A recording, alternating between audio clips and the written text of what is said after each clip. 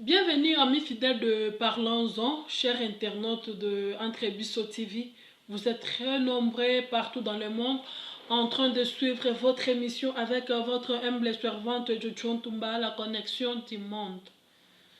Merci à vous tous qui ont eu la chance de s'abonner. Pour ceux qui n'ont pas encore eu la chance, le numéro est affiché, appelez, passez le remarque, le sujet et n'oubliez pas surtout de s'abonner, liker, partager massivement.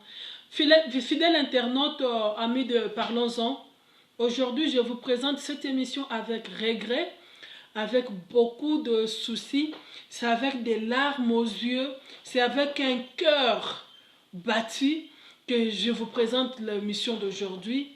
Le regret est de savoir ce qui peuple congolais tolinga anini. Pona nini bandeko na nga ba congolais tokoza la genre ya batoyo balingaka quelque chose et son contraire. Congolais aza mutu ya liboso ya kolela mboka ezobonga te, mboka eza na se, mboko bato bazo souffrir, mboko certes. Mais ebite loli nesalaka ke to complaining à propos ya souffrance ya mboka, à propos ya pays ndenge zo demeurer sous-développé. Je sais pas. Ce qui est à la base ya nini. Na loba qui faut passer pour dire que ngana pesa moto a loba que ennemi ya congolais ezaka congolais yemoko. Pourquoi biso ba congolais tomi lingite? Ce qui okolinga ta moninga te, mi lingana no ata yo moko te. Tolingi bana na biso te, poni tolingi mboka kitoko nzamba pesi biso te. Congolais okomi à mesure ya ko bomba ndeko na oko, o préféré na yo o bomba, o torturer, o humilier ndeko na congolais en faveur ya mutu mususu, en faveur ya éthiopien, en faveur ya ba chinois, en faveur ya ba rwandais. À cause d'argent, likolo ya mbongo. Donc Congo ekomi mbongo ekosomba nango bomo ya batu, mbongo esombi nango batu tout tomoni yango. Mais mbongo ezala na suka te. Tomona ke sika moko te bakunda mutu na mbongo. Mobutu Sese Seko avait tout, il avait la gloire, il avait l'honneur, il avait tout. Bakundi nango te. Ezo ça la passe. Ezo ça la passe. Beaucoup plus, je m'adresse aux femmes congolaises. Je m'adresse aux femmes congolaises. Aux femmes congolaises. Spécialement celles-là qui travaillent dans ba institution. Ya mboka. Vous nous faites la honte. Tozolite à chaque fois pour que moi si azwa crédibilité na ye, pour que moi si akoma à l'auteur, pour que moi si azala na considération.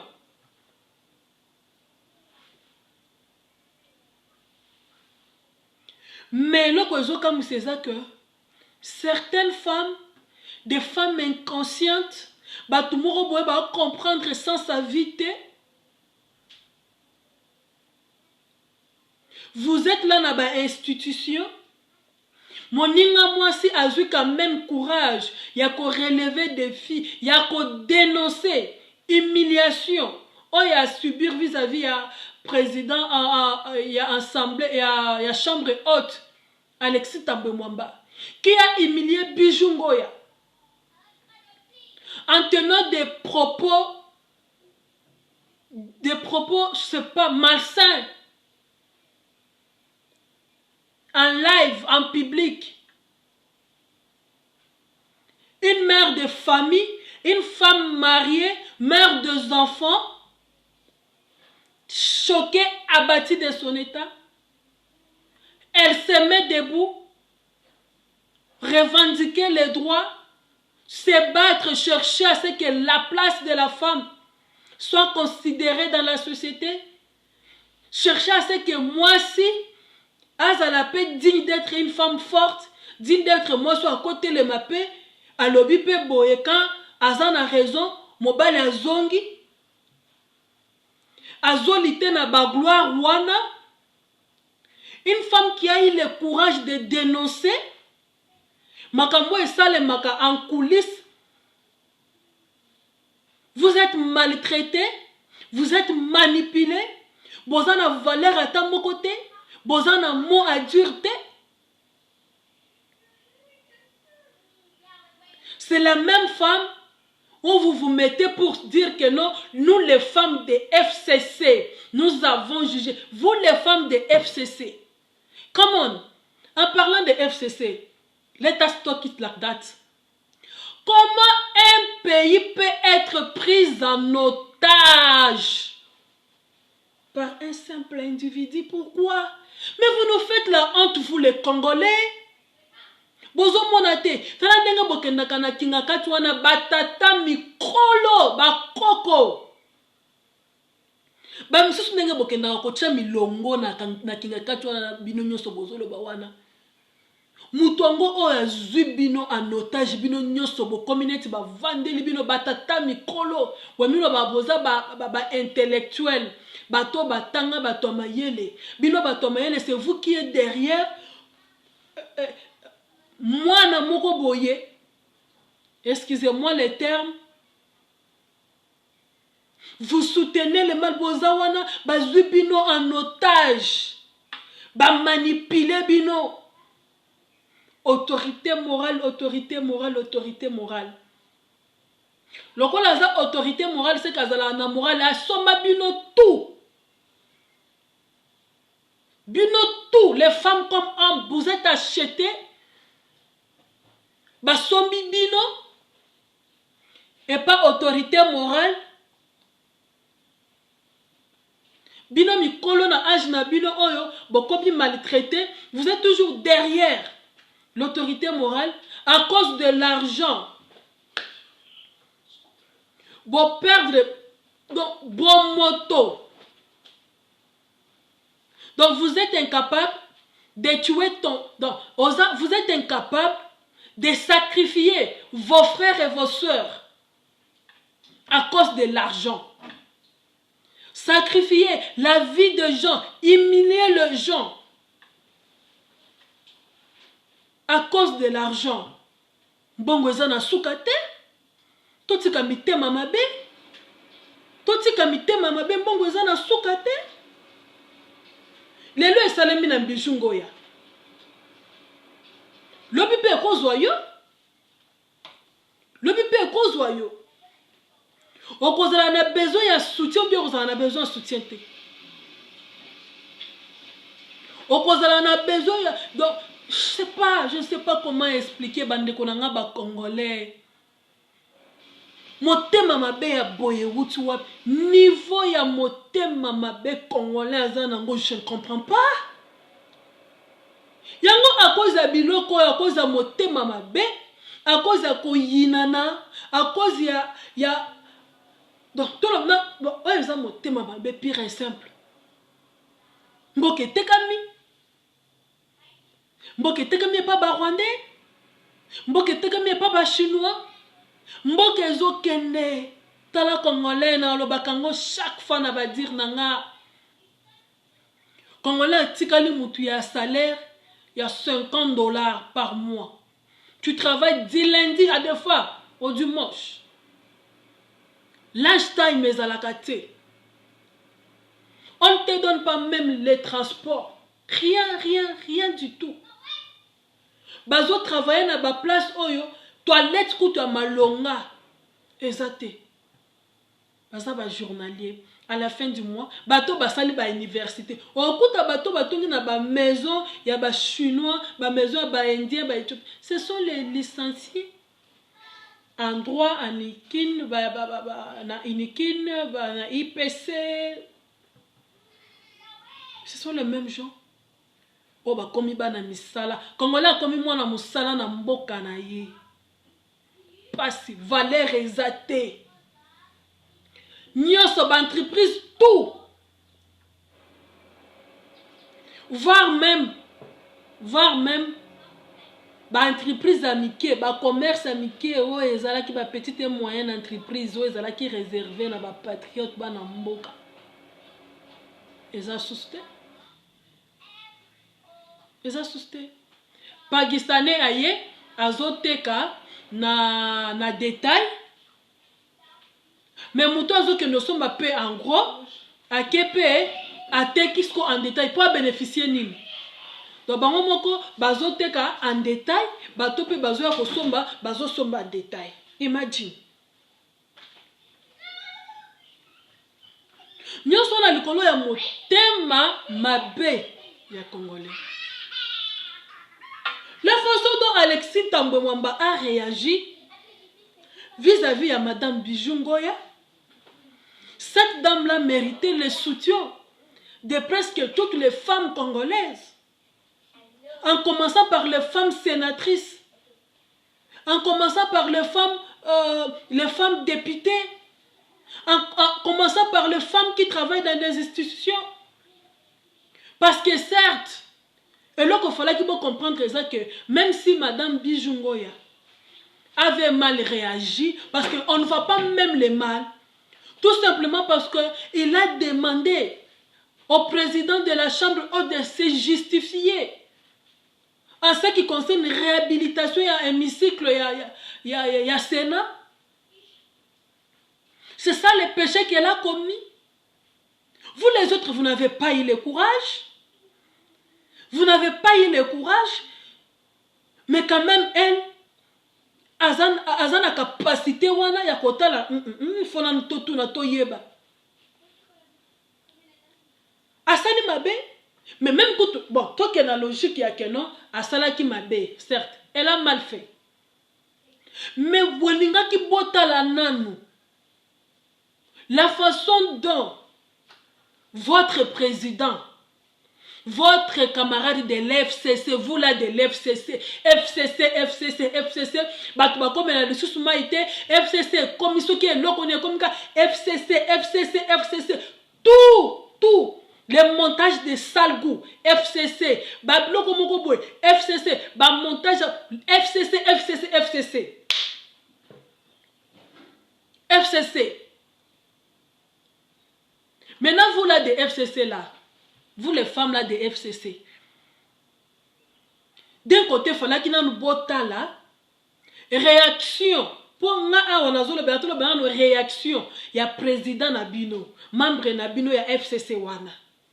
Waza intouchable, la façon dont elle a commencé à répondre à Madame Bijou Ngoya, c'est la meilleure façon.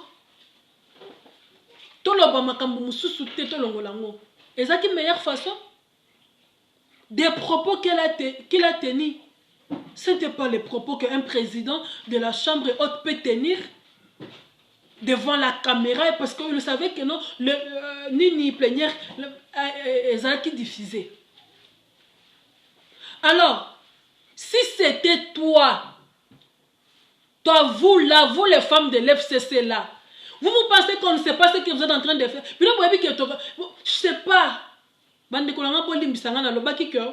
C'est avec regret. Donc, non méchant. En moi, tu vois, les gens qui peuvent réagir de la façon dont vous êtes en train de réagir là, il faut que je ne sais pas, excusez-moi le terme, pour le respect.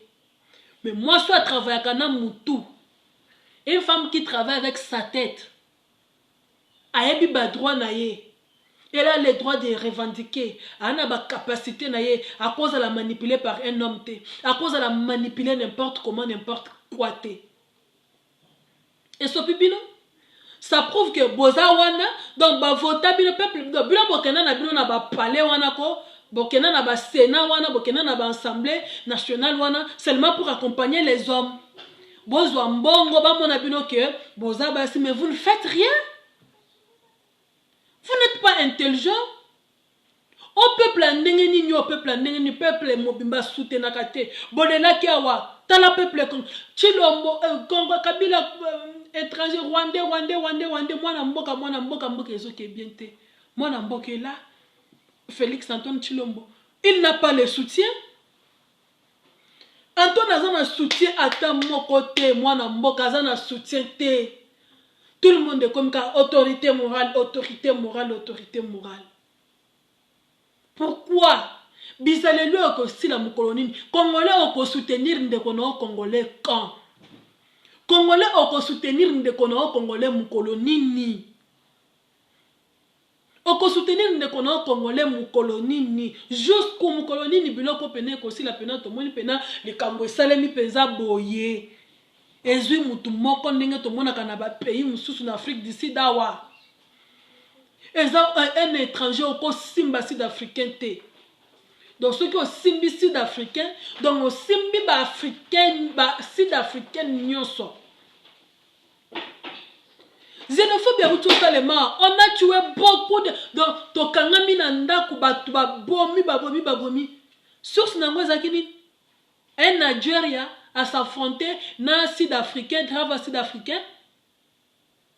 Ba bomi chauffeur sud-africain et ça les mis à Pretoria. Mais bon, on a qui n'a pas image. Vous avez vu comment les sud-africains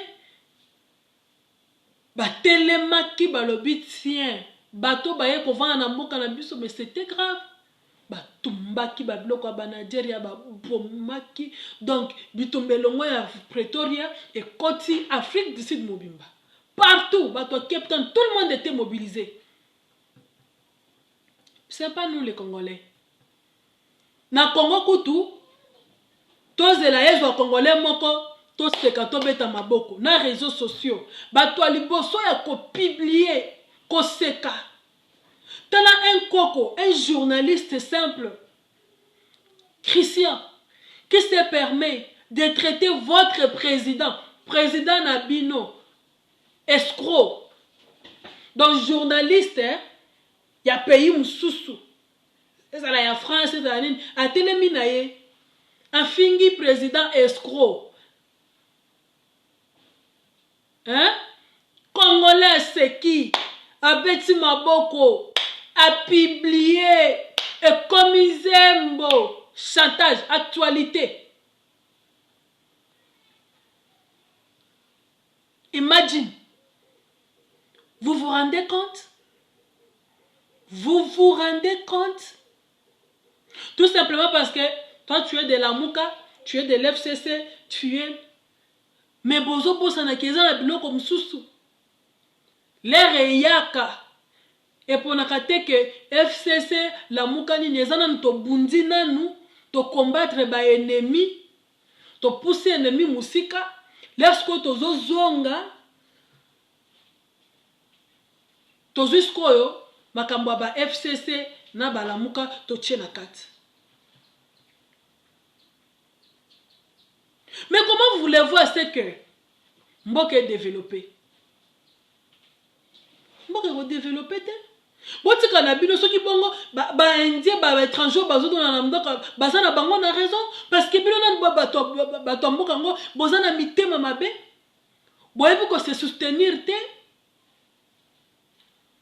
hein boyebi ko se soutenir te.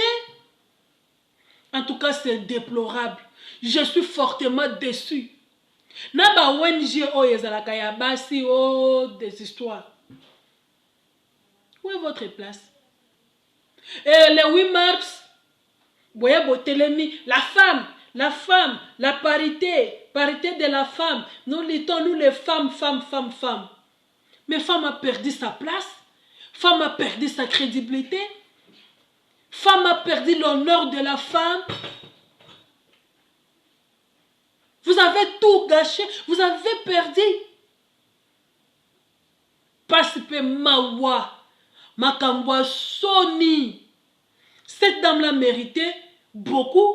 Elle méritait votre courage, elle méritait le soutien. Peut-être à partir naye, babilo comme sous mi baloyo, bazwa basi lokola ba objet na bango sexuel. Ça s'est fait beaucoup. Ça s'est fait dans l'institution Belewana. Ça s'est fait. Ça s'est fait. Vous êtes incapable de dénoncer. Mais la personne qui a eu le courage de dénoncer, vous soutenir, papier, nous les femmes de FCC, nous les femmes de FCC. Mawana bino. Comment mutumoko kukanga bino en étage? Tala batata mikolo, tala nenga bochaka milongo, na basina mibali. Et pas autorité morale nango, na basina mibali. Vous tous bozaneti batu moko boye, batata mikolo. Bato mayele, moi na peut-être aza moi, eza na ba misuplaso na muto na moi na bango. Mais bozon dima soutien. Et puis zamba limbisanga penza na oyebate. Bande konanga vraiment et ça la passe. Passe ma casse. Passe. Passe. Tala ndikolo ambongo. Congolais andimi na ye. Ndeko na ye congolais. A publié na ye photo ya mutu. O publié na yo pe ba vidéo, obimisi ba vidéo. Otali olobi kona bafutaka ngai te, koto bafutaka ngai, na saleli bino pasit. Omondenge na sambwiseli bino enter bo futa ngai mbongo. Bo futa ngai yanga mbongo bo kanisa ngai. Likolo mbongo. Likolo mbongo ndimi na yo. Ko nuire mutu. Ko bebi sa image, ko bebi sa personnalité, ko boma likolo mbongo. Chaque chose a son temps. Et là, comme côté tikalaka éternel. C'était là John Tumba. Merci à vous tous pour la confiance. Bozala qui est belé. Merci vraiment. Je vous retrouve à la prochaine émission. Abonnez-vous massivement sur Entrebisso TV. Merci.